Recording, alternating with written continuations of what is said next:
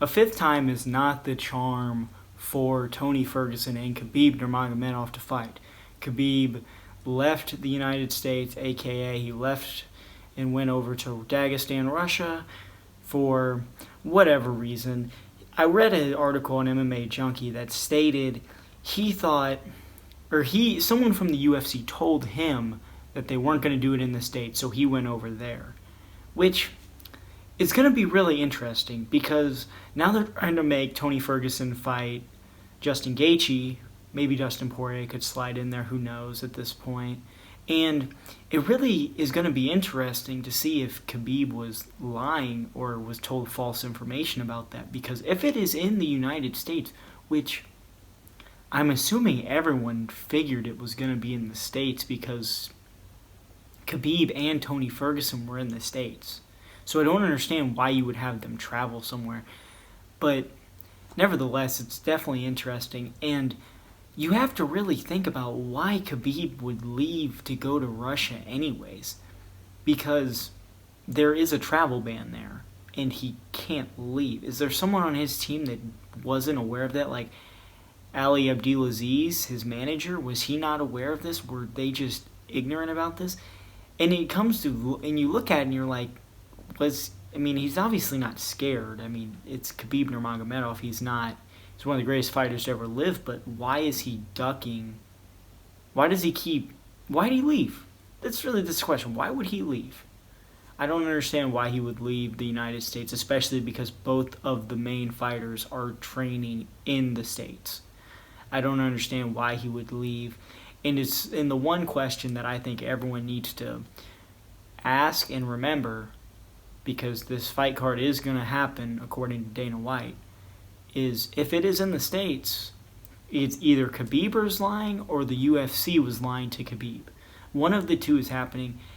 And along with that, another storyline that becomes very interesting is where Conor McGregor fits in all of this, because now at 155, your title holder, who's about to go into Ramadan in May, I believe, sometime this spring to summer, and so he's not going to be fighting. So now, him being the guy that made fun of Conor for not defending the belt is now going to go probably a year without defending the belt.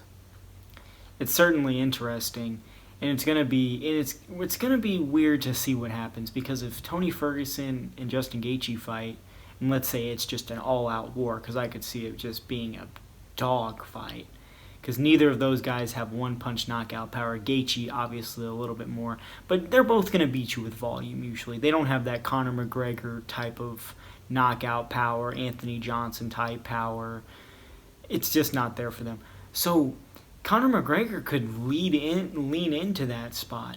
And if I was the UFC and I got Justin Gaethje and Tony Ferguson to fight, you may have to consider vacating that title, or at least making that the interim title again. Make Tony interim champ again, because stripping him of that anyways was ridiculous. Everyone knows he's the interim champ, and they should refight for that interim belt, because Justin Gaethje and Tony Ferguson are clear-cut number one contenders in that division. Conor, at the end of the day, I understand Conor. He's a big draw. He's a world-class fighter. But the man just hasn't proven it in this weight class. And when you look at a guy like Tony Ferguson, who's like 15-1 in the UFC, Justin Gaethje's been killing it. You look at that division and you say, man, at the end of the day, this is a sport. And I understand you have to get asses in the seats, but this is a sport, and these two guys are so deserving. So make that an interim title fight, and I'm very interested to see if this fight is being held, or if this whole event is going to be held in the States. Because if it's not, someone's lying. Either the UFC lied to Khabib, or Khabib's lying to the rest of us, because for some reason he did not want to fight on the UFC 249 card.